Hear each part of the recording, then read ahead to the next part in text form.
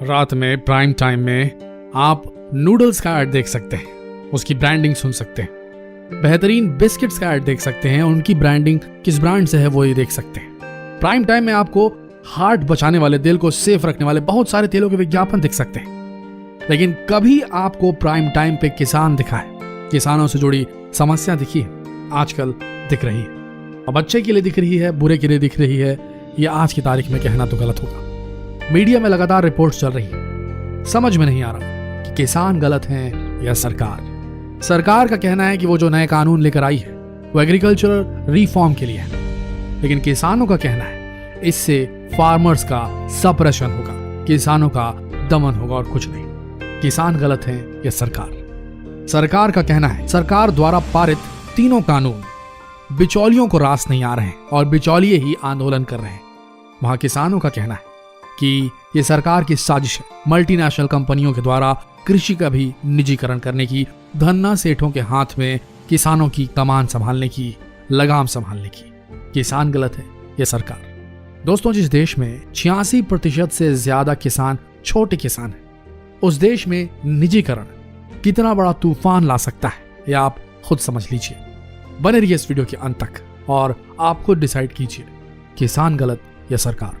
केंद्र सरकार सितंबर माह में इसी साल 3 नए कृषि विधेयक लेकर आई थी, जिन पर राष्ट्रपति की मोहर लगने के बाद वे कानून बन चुके हैं। लेकिन किसानों को ये कानून रास नहीं आ रहे। उनका कहना है कि इन कानूनों से किसानों को नुकसान और निजी खरीदारों को, प्राइवेट बायर्स को और बड़े कॉर्पोरेट घरानों को फायदा होगा। किसानों को फसल का न्यूनतम समर्थन मूल्य MSP खत्म हो जाने का भी डर है।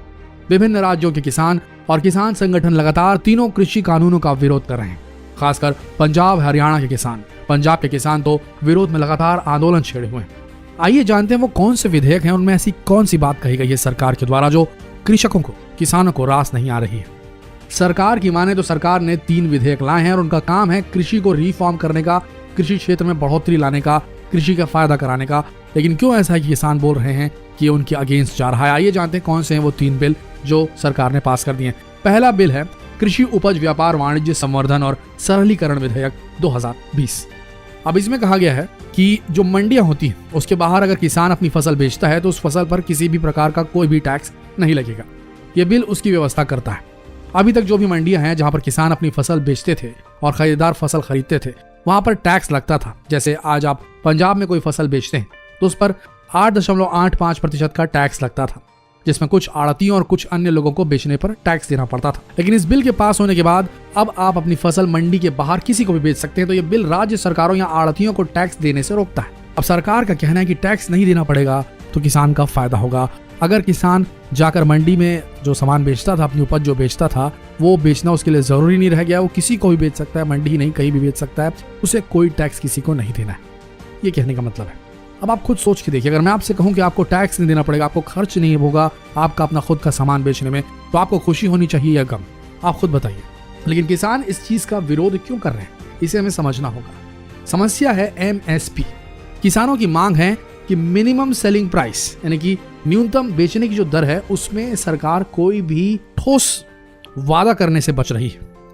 सरकार ये नहीं कह रही कि MSP अभी भी रहेगा।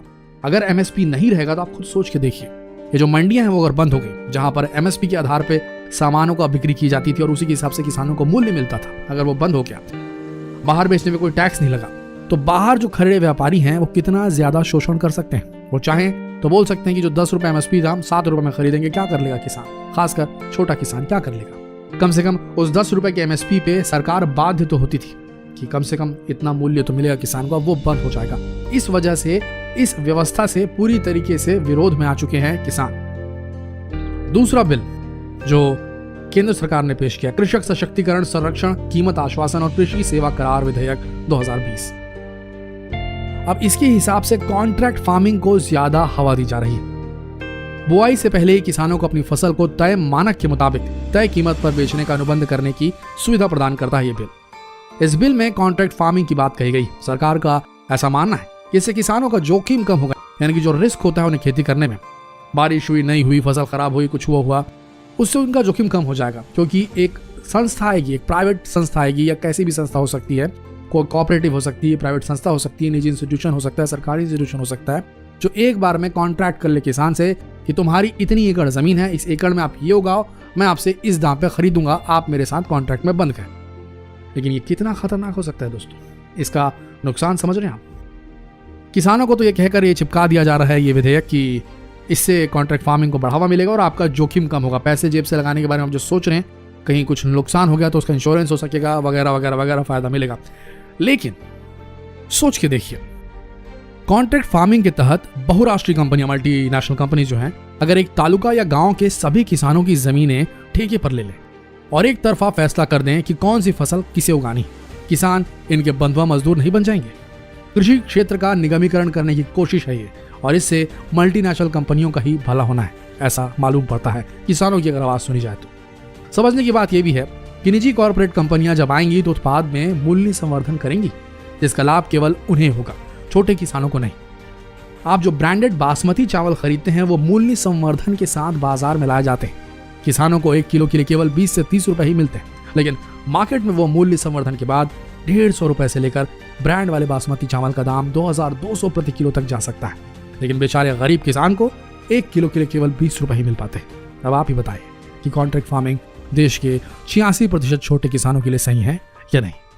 सरकार द्वारा पारित तीसरा बिल, नाम है आवश्यक वस्तु संशोधन विधेयक। अब इस विधेयक के नीचे में पहले के समय में जो व्यापारी या उद्योगपति या संस्थाएं जो होती थी, वो किसानों से औने पौने दाम पर फसल खरीदती थी और बाद में उन्हें स्टोर करके, उनकी कालाबाजारी करके कीमत बढ़ने पर बाजार में बेचती थी, जिससे चीजों की कालाबाजारी भी होती थी। इस कारण आवश्यक वस्तुओं के दाम बढ़ जाते थे। उनको रोकने के लिए इस बिल को लाया गया था। इस संबंध में सरकार का कहना है कि जब जरूरत की चीजों का उत्पादन पर्याप्त मात्रा में आज की तारीख में हो रहा है तो पुराने बिलों पर आवश्यक संशोधन की जरूरत है। दरअसल पुराने समय में कालाबाजारी को रोकने के लिए कृषि उत्पादों के एक लिमिट से ज्यादा भंडारण पर रोक लगाई गई थी। अब नए विधेयक में जिस सरकार ने पास किया है, आवश्यक वस्तु संशोधन 2020 के तहत आवश्यक वस्तुओं की सूची से अनाज, दाल, तिलहन, खाद्य तेल, प्याज और आलू जैसी वस्तुओं को हटाने की बात कही गई है। इन वस्तुओं पर राष्ट्रीय आपदा या अकाल जैसी विशेष परिस्थितियों के अलावा स्टॉक की कोई भी सीमा नहीं रहेगी। तो दोस्तों, आप खुद सोच के देखिए, अगर आप हटा देंगे वो नियम फिर से कि आप एसेंशियल गुड्स से इन चीजों को हटा दिया आपने, अनाज दाल को, और इसका फिर ब्लैक मार्केटिंग होनी शुरू हो गई। बड़ी बड़ी कंपनियां, बड़े बड़े मल्टीनेशनल कंपनियां इन अनाजों को, इन सब सारी चीजों को, एसेंशियल कमोडिटीज को खरीद कर इनका भंडारण करने लगी, इन्हें स्टोर करने लगी और उसके बाद रेट बढ़ने पर बेचने लगी। तो क्या होगा फिर? क्या इससे नुकसान नहीं होगा? एसेंशियल गुड्स से इन चीजों को हटाने का क्या लाभ है? किसे लाभ पहुंचाना चाह रहा है ये बिल? भंडारण करने वालों को, कालाबाजारी करने वालों को कि किसान को? खुद सोच के देखिए, किसान गलत या सरकार? अब सबसे बड़ी बात आ रही है दोस्तों, टेलीविजन में दिखाया जा रहा है कि सिर्फ पंजाब के जितने भी किसान हैं वो विरोध कर रहे हैं, लेकिन असलियत कुछ और है। पंजाब के किसान, हरियाणा के किसान मजबूर हैं रिवोल्ट को रास्ते पे लाने पे, रोड पे लाने के लिए, क्योंकि बाकी देश का जो किसान है उतना न संभ्रांत है, ना उतना ताकतवर है, और एक बहुत बड़ी वजह है जिसका खुलासा अब हम करने वाले हैं इस वीडियो में। पहली बात, केंद्र और राज्य की सरकारें APMC यानी कि कृषि उपज मंडी समिति के अंतर्गत जो किसानों के उत्पाद खरीदती हैं, वो पूरे देश में इसका औसत 10% ही होता है।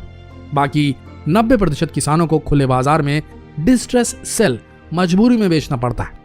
खुले बाजार में जो खरीदार, व्यापारी और कंपनियां आते हैं वो किसानों का खुलकर शोषण करते हैं। ये बात सभी को पता है। तय हुए दाम में खरीदारी का राष्ट्रीय औसत 10% से कम, यानी कि MSP मूल्य पर सिर्फ 10% से कम मात्रा में ही उत्पाद खरीदे जाते हैं किसानों से। लेकिन इसका उलट पंजाब में 90% खरीदा जाता है। ये है पूरा राज। देश में लगभग 6000 APMC है, जिसमें से 33% अकेले पंजाब में। हरियाणा और पश्चिम उत्तर प्रदेश की उपजाऊ जमीनों पर उगने वाले अनाज को राज्य सरकारें APMC की मंडियों में न्यूनतम समर्थन मूल्य, मिनिमम सपोर्ट प्राइस देकर किसानों से खरीद लेती। इस सिस्टम के अंतर्गत यहाँ के किसानों को गेहूं और चावल के दाम बिहार, मध्य प्रदेश और दूसरे कई राज्यों से कहीं अधिक मिलते हैं। इस सिस्टम के अंतर्गत सरकार किसानों को न्यूनतम सपोर्ट दाम देने के लिए बाध्य है।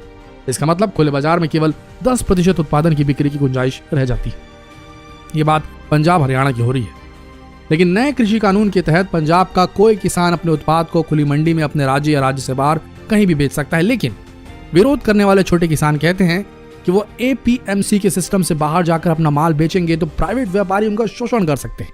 इसलिए पंजाब, हरियाणा और पश्चिम उत्तर प्रदेश में किसान एपीएमसी को हटाना नहीं चाहते। किसानों को डर इस बात का है कि अब नए कानून के तहत एपीएमसी को निजी हाथों में दे दिया जाएगा और सरकार के food corporation of India FCI जैसे गल्ला गोदामों का निजीकरण कर दिया जाएगा। इस वजह से सिर्फ वहां के जो किसान हैं, जो पंजाब के किसान हैं, वो ज्यादा प्रभावित हुए हैं और उन्हें सड़क पर आना पड़ा है। ऐसा नहीं कि बाकी देश के जो बाकी राज्य हैं वहां से विरोध नहीं हो रहा है, वहां से भी विरोध हो रहा है, लेकिन वो इतना पावरफुली नहीं हो रहा है। आइए जानते हैं किसानों की अहम मांगे क्या है। आंदोलनकारी किसान संगठन केंद्र सरकार से 3 कृषि कानूनों को रद्द करने की मांग कर रहे हैं। इनकी जगह किसानों के साथ बातचीत कर नए कानून लाने को कह रहे हैं।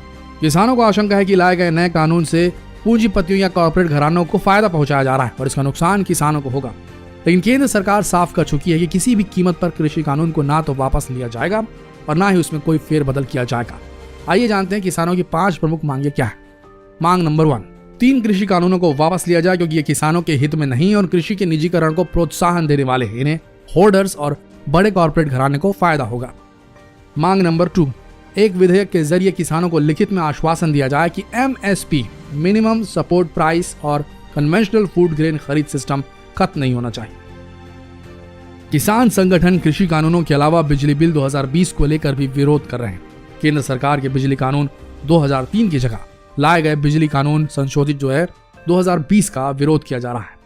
प्रदर्शनकारियों का आरोप है कि इस बिल के जरिए बिजली वितरण प्रणाली का निजीकरण किया जा रहा है। इस बिल से किसानों को सब्सिडी पर या फिर फ्री बिजली सप्लाई की सुविधा पूरी तरीके से खत्म हो जाएगी। चौथी मांग एक प्रावधान को लेकर है जिसके तहत खेती का अवशेष जलाने पर यानी कि पराली वगैरह किसान को 5 साल की जेल और 1 करोड़ रुपए तक जुर्माना हो सकता है। इसे हटाने की मांग हो रही है।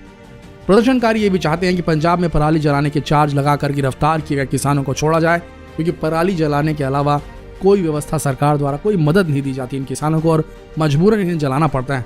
इनके पास इतने पैसे नहीं होते कि मजदूर लगाकर उन परालियों को हटा सकें, उन्हें डिस्पोज कर सकें।